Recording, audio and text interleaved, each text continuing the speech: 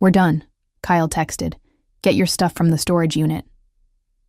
I stared at my phone in disbelief, the harsh glow of the screen illuminating my exhausted face in the dim hallway of my apartment building.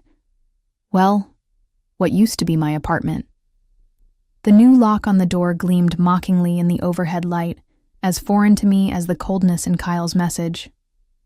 My name is Samantha Delaney. I'm 47 years old, and I just spent 10 days sleeping on waiting room chairs while my sister Vanessa recovered from emergency surgery. 10 days of hospital cafeteria sandwiches and vending machine coffee. 10 days away from my husband of 15 years. And apparently, that was all it took for him to decide our marriage was over. I sank down against the wall, my legs suddenly unable to support my weight. The security light in the hallway flickered, casting strange shadows across the floor. I scrolled through the rest of Kyle's messages with trembling fingers. "I've moved your things to Unit 23B at Westside Storage. Keys under the mat. I pawned your jewelry. It wasn't worth much anyway. Sold the Toyota. You never drove it. My grandmother's antique locket. My wedding ring. The pearl earrings Kyle had given me on our 10th anniversary. All gone. The car I'd saved for years to buy. The one thing that was truly mine. Sold without my knowledge or consent." I pressed my hand against the door that had once opened to the life we'd built together. Teaching positions at the same high school, weekend trips to Lake Tahoe, quiet evenings grading papers side by side. 15 years of memories, now locked behind a door I couldn't open. Something cold and hard settled in my chest. In the silence of that hallway in Reno, Nevada, I made a decision. I would not scream. I would not beg. I would not call him 60 times in a row or camp outside the apartment. Instead, I typed back one message. "You'll regret this." Then I blocked his number. I found the storage key right where he said it would be and drove across town in a taxi. Unit 23B was small and dusty, containing nothing but a few cardboard boxes and garbage bags. My books, my clothes, some kitchen utensils he didn't want. 15 years of marriage reduced to less than 100 cubic feet of discarded items. That night, I stayed at a cheap motel near the hospital so I could visit Vanessa in the morning. As I lay on the scratchy bedspread staring at the water stains on the ceiling, I realized something that should have terrified me, but instead felt strangely liberating. I had nothing left to lose. I never expected to be starting over at 47, but life has a way of surprising you. Sometimes the surprise is a knife in the back. Kyle and I met at a teachers' conference in Sacramento 20 years ago. He taught physical education while I taught art. We bonded over our shared frustration with budget cuts and administrators who didn't understand the importance of creative expression in education. Kyle was charming back then, the kind of person who remembered everyone's name and never forgot a birthday. The kind of person who brought me coffee every morning just the way I liked it, and helped me hang student artwork before school exhibitions. The kind of person I thought would never abandon me. Our marriage wasn't perfect. Whose is? We'd been going through a rough patch ever since Kyle didn't get the athletic director position he'd been eyeing. He became withdrawn, spending more time at the gym and less time with me. I suggested therapy, but he dismissed the idea, saying we just needed time to figure things out. Then Vanessa's appendix ruptured, and everything changed. My sister had no one else. Our parents were gone, and she'd never married. I couldn't leave her alone in that hospital, fighting for her life. I thought Kyle understood that. I thought 15 years of marriage had earned me at least that much trust. I was wrong. The morning after I found myself locked out, I sat in Vanessa's hospital room, trying to keep my voice steady as I told her what happened. "That absolute bastard," she whispered, her face still pale from surgery. "I'll kill him." "No," I said, surprising myself with how calm I felt. "You need to focus on getting better. I'll figure this out." "Where will you go? What will you do?" The monitors tracking her heart rate beeped faster, reflecting her distress. I took her hand, feeling oddly protective despite being the one whose life had just imploded. I've got some savings. Not much, but enough to rent a small place for a few months. And I've been thinking about that arts administration program at the university. Maybe it's time I finally applied. Sam, Vanessa said, using my childhood nickname, you don't have to pretend with me. It's okay to fall apart. I looked out the window at the Sierra Nevada mountains in the distance, their peaks dusted with early snow. I'm not pretending, I said. I'm just done wasting time on someone who could throw away 15 years so easily. That evening, I found a small studio apartment I could afford on my teacher's salary. It was close to the school where I taught and had just enough room for my reduced belongings. As I unpacked my few remaining possessions, I discovered something Kyle had overlooked: my portfolio of digital artwork, backed up on an external hard drive. 3 months after Kyle changed the locks, I received divorce papers in the mail. He'd cited irreconcilable differences as the reason for our separation. I almost laughed at the clinical term for what had happened. Irreconcilable differences didn't quite capture the magnitude of coming home to find yourself homeless, your possessions sold, your marriage over via text message. The legal document listed our shared assets. Kyle had claimed everything of value: the apartment, the furniture, our joint savings account. He'd even taken half my retirement fund. According to his lawyer, I was entitled to nothing else, since I had abandoned the marriage by staying with my sister during her health crisis. I sat at my small kitchen table, staring at the papers until the words blurred. The pain I'd been holding at bay threatened to overwhelm me.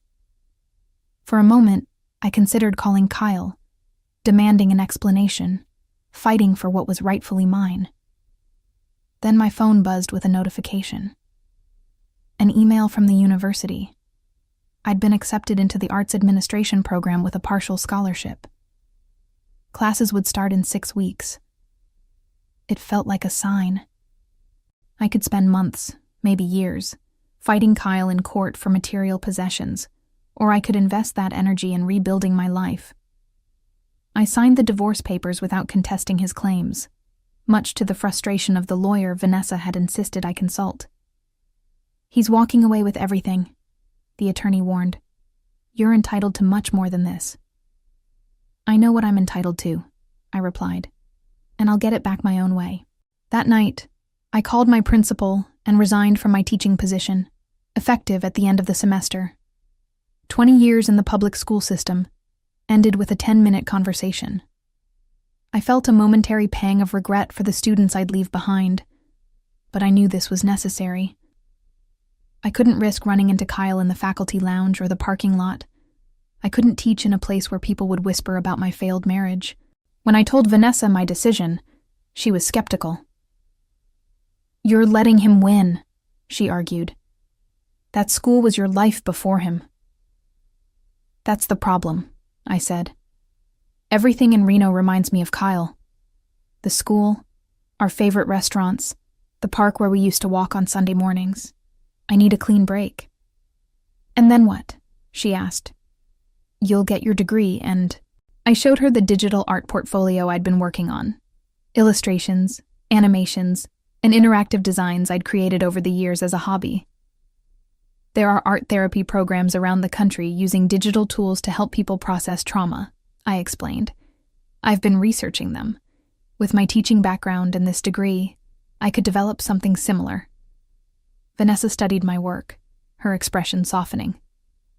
These are beautiful, Sam, but art therapy programs take years to establish, and you need to eat in the meantime.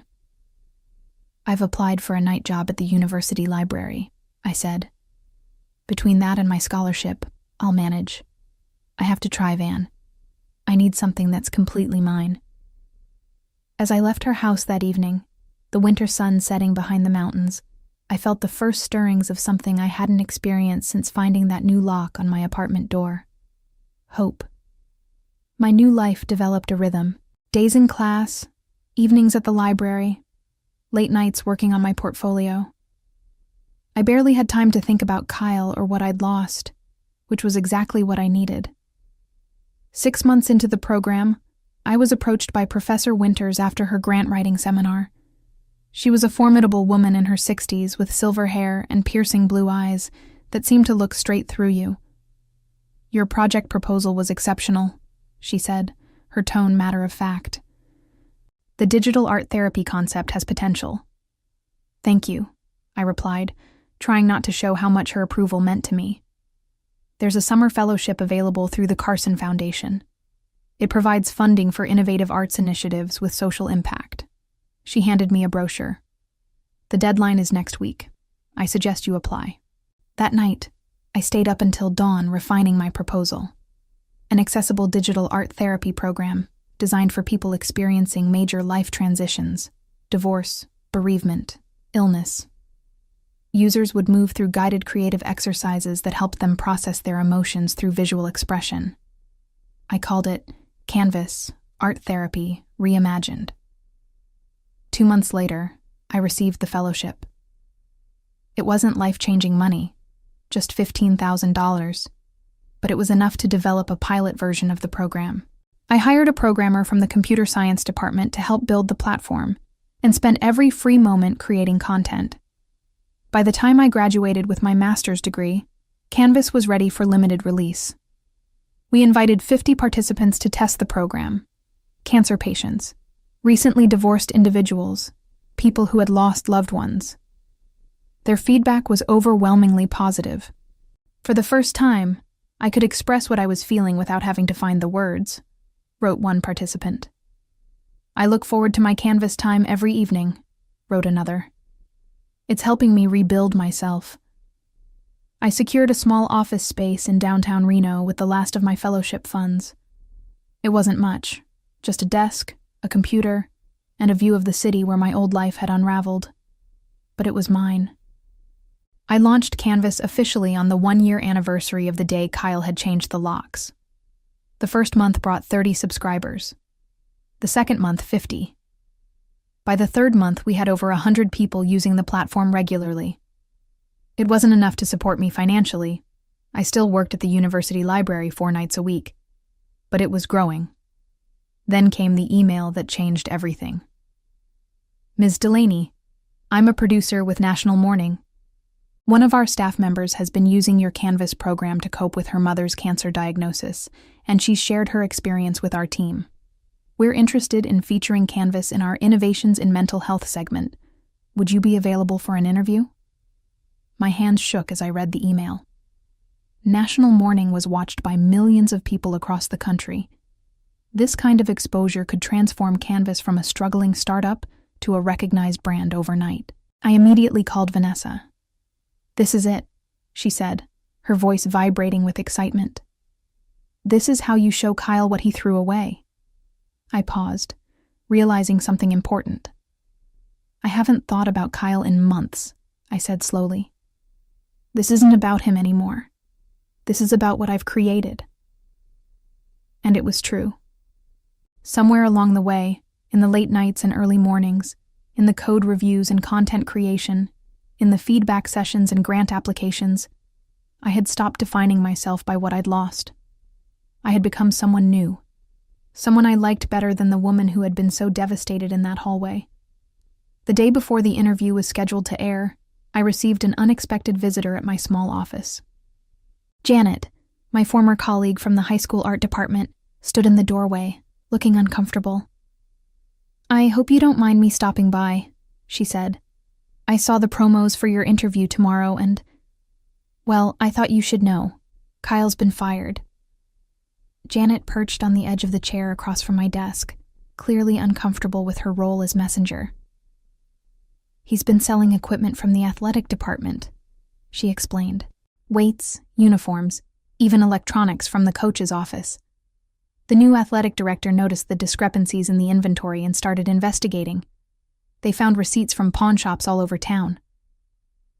I felt an odd detachment as I processed this information. How long had it been going on? Over 2 years, apparently. It started small, but lately... She hesitated. "Things haven't been going well for him since you left. He's been drinking a lot, missing classes." The administration was already on the verge of disciplinary action when this came to light. 2 years. That timeline wasn't lost on me. Kyle's theft had started around the same time he'd begun withdrawing from our marriage, long before Vanessa's emergency or the locked apartment door. "There's more," Janet said, her voice dropping. "The car, your Toyota. The police are investigating the sale. Apparently, Kyle forged your signature on the title transfer. The new owner tried to register it and the DMV flagged it. I thought about the car I'd saved for years to buy. The car Kyle had sold without my knowledge or consent. The car whose loss had symbolized the complete dismantling of my independence. Will they press charges? I asked. It's a felony, Sam. Title fraud, forgery. They're serious crimes. He could face jail time.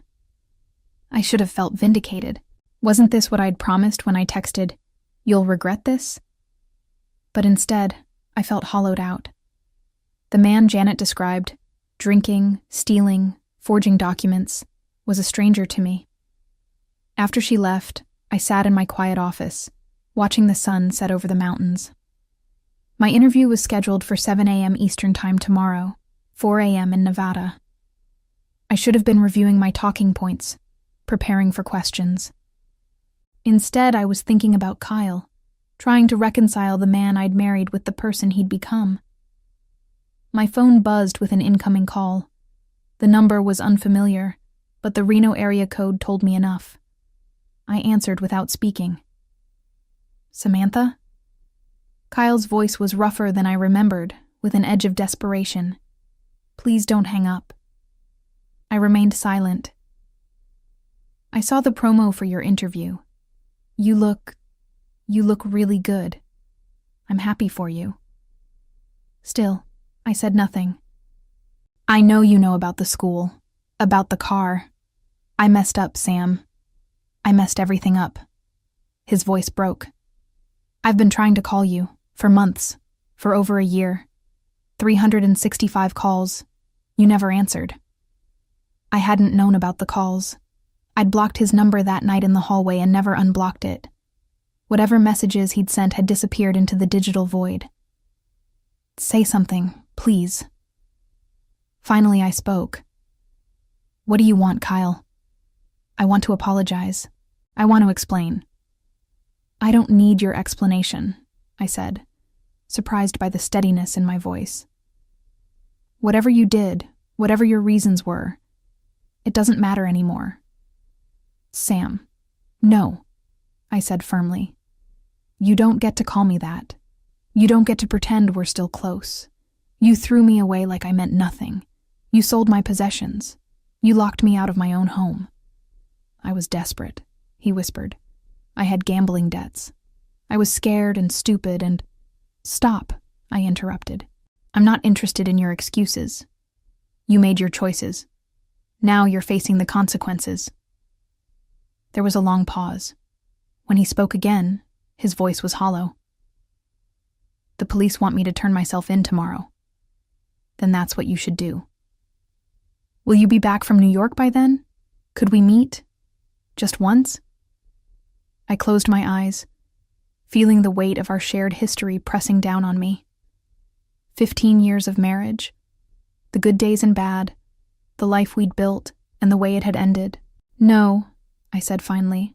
"I don't think that would be helpful for either of us." I ended the call before he could respond, then turned off my phone completely. I had an early flight to catch and a new future to embrace. Kyle belonged to my past. The National Morning Studio was a whirlwind of activity.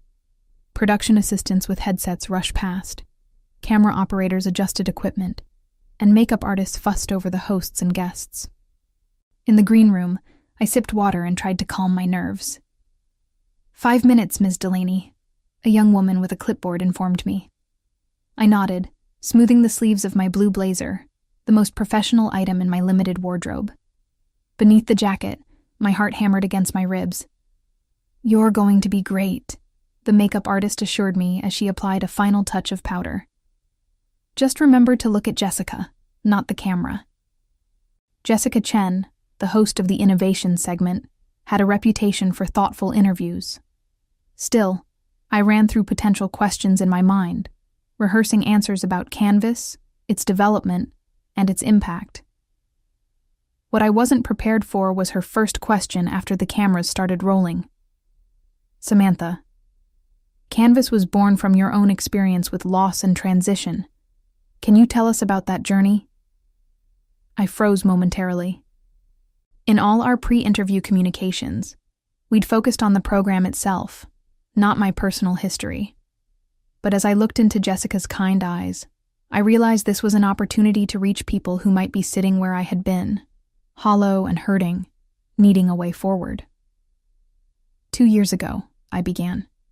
I came home to find the locks changed on my apartment door. My husband had ended our 15-year marriage via text message, sold my car, and pawned my jewelry. I smiled slightly, aware of the camera but speaking directly to Jessica. It was disorienting, to say the least. Jessica's expression was perfectly balanced between empathy and professional interest. How did you move from that moment of crisis to creating Canvas? I explained my journey, the arts administration program, the fellowship, the late nights developing content. As I spoke, I realized how far I'd come from that night in the hallway. Canvas isn't just about processing grief or trauma, I concluded.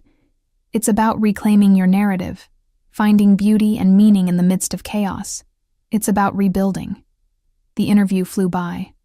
We discussed the scientific foundations of art therapy, demonstrated how the program worked, and shared testimonials from users.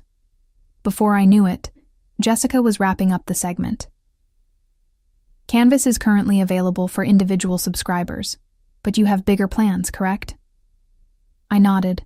We're launching an institutional platform next month for hospitals, counseling centers, and schools.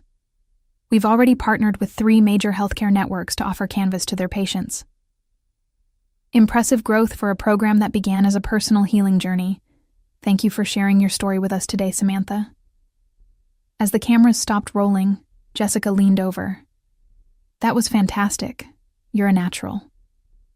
Back in the green room, I checked my phone. It had been less than 5 minutes since the segment aired, but my inbox was already filling with messages. The Canvas website had crashed from the traffic surge. My personal email contained interview requests from 3 other news outlets and 14 partnership inquiries from healthcare providers. Among them was a message with the subject line, "I saw you on TV." It was from Kyle. My finger hovered over the delete button, but something made me open it. I'm turning myself into the police this morning. I don't expect forgiveness. I just wanted you to know that I truly am sorry, and seeing you succeed is the one bright spot in all of this. You deserve every good thing that's coming your way. Goodbye, Samantha. I closed the email without responding.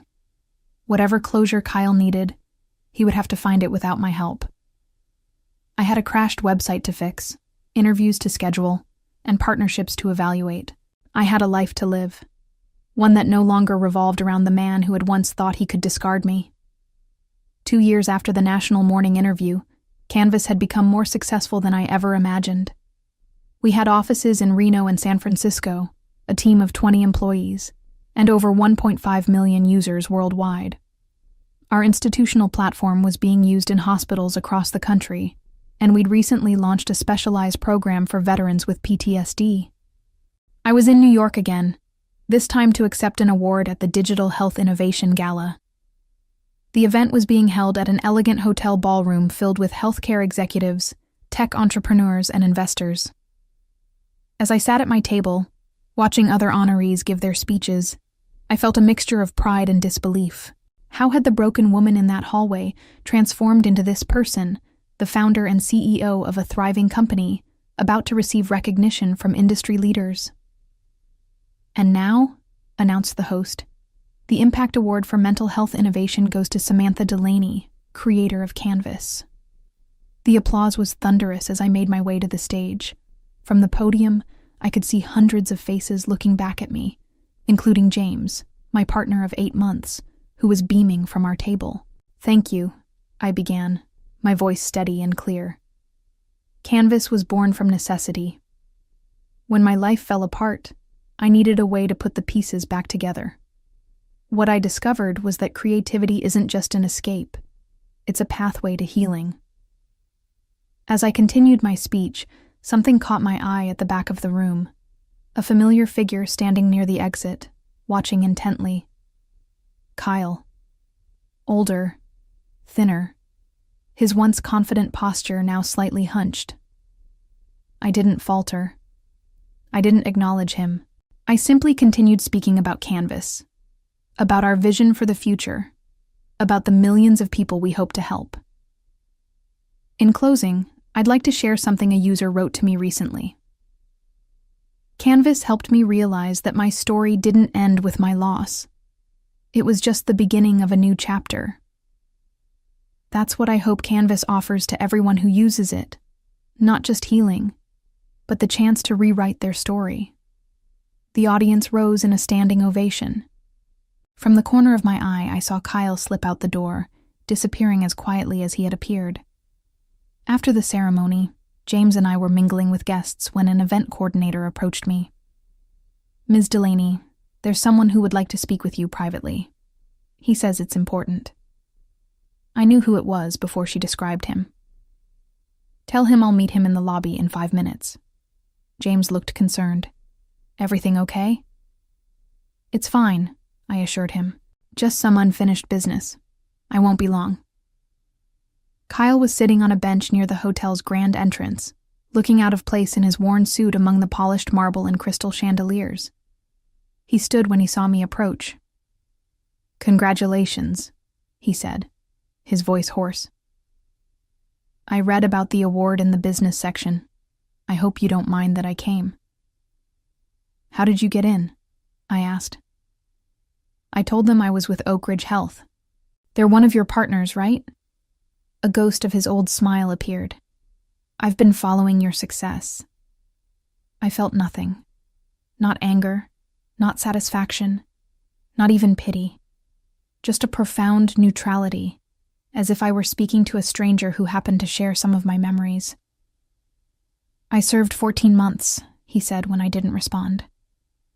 "Got out early for good behavior. I'm working construction now. It's honest work." "I'm glad to hear that," I said, and I meant it. I didn't wish him ill. I just didn't wish him anything at all. "I keep thinking about what I threw away," he continued. "Not just our marriage, but the person you were becoming. I could have been part of this." He gestured vaguely toward the ballroom. "No," I said gently. "You couldn't have. This happened because you left." His face registered surprise, then understanding. Canvas, my success, my new life. None of it would have existed if he hadn't locked me out that night. "I should go," I said. "My partner is waiting." "You're happy?" he asked, the question barely audible. I looked back toward the ballroom, where James was chatting with colleagues, where my award sat gleaming on our table, where my future continued to unfold. "Yes," I said. "I am." As I walked away, I heard Kyle call after me.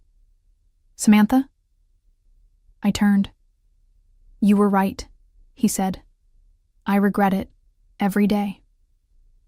I nodded once, acknowledging his words without responding to them. Then I returned to the celebration, to the life I had built from the ground up, a life that was finally, completely my own. Looking back at my journey, from that desperate night in the hallway to becoming the founder of a successful company, I realized that sometimes the best revenge isn't about making someone else suffer.